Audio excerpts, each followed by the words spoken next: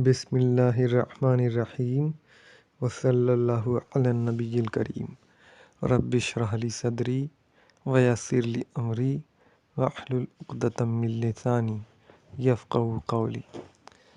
آج میں نماز کی اہمیت کے بارے میں بات کرنا چاہتا ہوں۔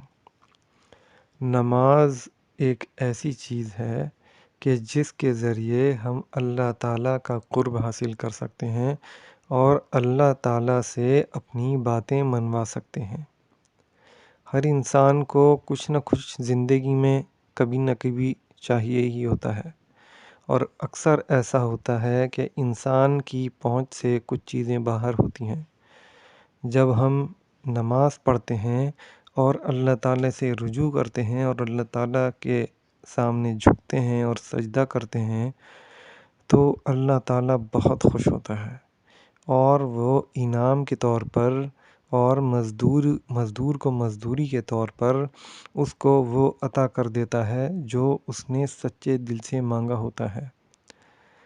نماز ایک ایسی چیز ہے کہ جو آپ صلی اللہ علیہ وسلم جب معراج پر گئے تو وہاں سے نماز لے کر کے آئے۔ جب صحابہ کو پتہ چلا نماز کے بارے میں کہ نماز ایسے فرض ہو چکی ہے تو صحابہ خوشی سے جھوم اٹھے۔ صحابہ یعنی ہمارے نبی صلی اللہ علیہ وسلم کے ساتھی، وہ خوشی سے جھوم اٹھے کہ اب ہمیں اللہ تعالیٰ سے مانگنے کا طریقہ مل گیا۔ اور نماز اتنی بابرکت چیز ہے، آپ صلی اللہ علیہ وسلم کا ارشاد ہے کہ نماز انسان کو فحش کاموں سے اور برے کاموں سے روکتی ہے۔ نماز ایک ایسی چیز ہے کہ جس کے بارے میں آپ صلی اللہ علیہ وسلم کا ارشاد ہے کہ ان سے پوچھا گیا کہ یا رسول اللہ صلی اللہ علیہ وسلم، دعائیں سب سے زیادہ قبول کب ہوتی ہیں انسان کی؟ آپ صلی اللہ علیہ وسلم نے ارشاد فرمایا، فرض نماز کے بعد اور تہجد میں سب سے زیادہ دعائیں قبول ہوتی ہیں انسان کی۔ تو یہ نماز ایک ایسی چیز ہے کہ جس کے ذریعے سے ہم وہ حاصل کر سکتے ہیں جو ہمیں چاہیے ہوتا ہے، بھلے ہی وہ ہماری پہنچ کے اندر ہو یا ہماری پہنچ سے باہر ہو۔ پوری دنیا میں بلکہ پوری کائنات میں کوئی ایسی چیز نہیں ہے جو اللہ کی پہنچ سے باہر ہے۔ بہت ساری چیزیں ایسی ہو سکتی ہیں جو ہماری پہنچ سے باہر ہوں، لیکن اللہ کے نزدیک کوئی ایسی چیز نہیں ہے جو اس کی پہنچ سے باہر ہو، اور وہ ہر چیز پر قادر اور قابض ہے۔ وہ کسی کو کچھ بھی عطا کرنے کی قوت رکھتا ہے، اور اس سے کوئی سوال نہیں کیا جا سکتا، اور نہ ہی کوئی کرتا اس سے کوئی سوال۔ اللہ تعالیٰ جس کو چاہے جو چاہے عنایت فرماتا ہے۔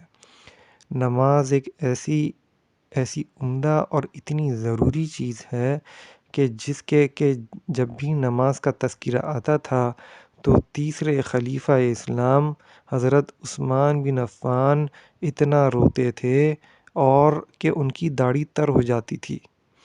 جب ان سے پوچھا جاتا تھا کہ نہیں، حضرت عثمان بن عفان رضی اللہ عنہ جب قبر کا قصہ ان کے سامنے چھیڑا جاتا تھا تو بہت روتے تھے کہ ان کی داڑھی تر ہو جاتی تھی۔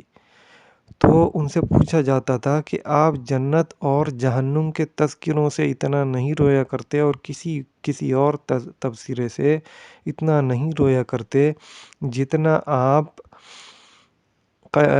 آپ قبر کے تذکرے سے رویا کرتے ہیں۔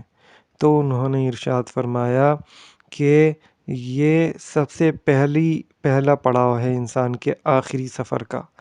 جب یہ پڑاؤ صحیح ہوتا ہے تو آگے کے تمام پڑاؤ صحیح ہوتے جاتے ہیں، اور جب اس میں کوئی رکاوٹ آتی ہے تو آگے تمام پڑاؤ میں رکاوٹ آنے لگتی ہے۔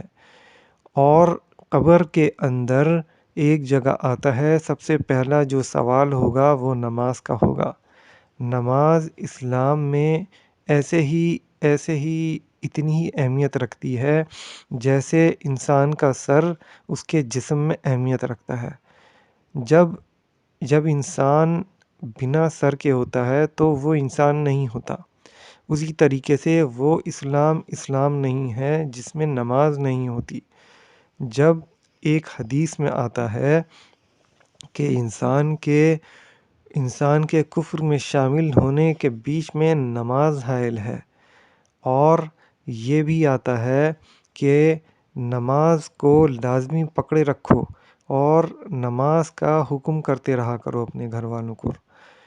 تو میں یہ پیغام دینا چاہتا ہوں کہ نماز اتنی ضروری ہے کہ ہم پورے 24 گھنٹوں میں سے چند منٹ، 1 گھنٹہ بھی پورا نہیں، اگر پانچوں فرض نمازیں ہم کیلکولیٹ کریں تو ایک گھنٹہ بھی پورا نہیں بیٹھتا۔ اگر ہم چند منٹ اللہ تعالیٰ کو دے دیں نماز کے طور پر تو انشاءاللہ بڑا نفع ہوگا۔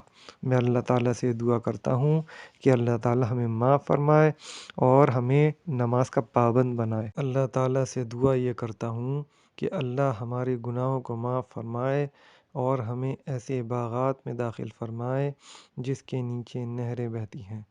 وقول قولی ھذا استغفر اللہ لی ولکم اجمعین وآخر الدعوان الحمد للہ رب العالمین برحمتک یا ارحم الراحمین۔ تبارک الذی بیدہ الملک وہو علی کل شیء قدیر، الذی خلق الموت والحیاة لیبلوکم ایکم احسن عملا وہو العلیم۔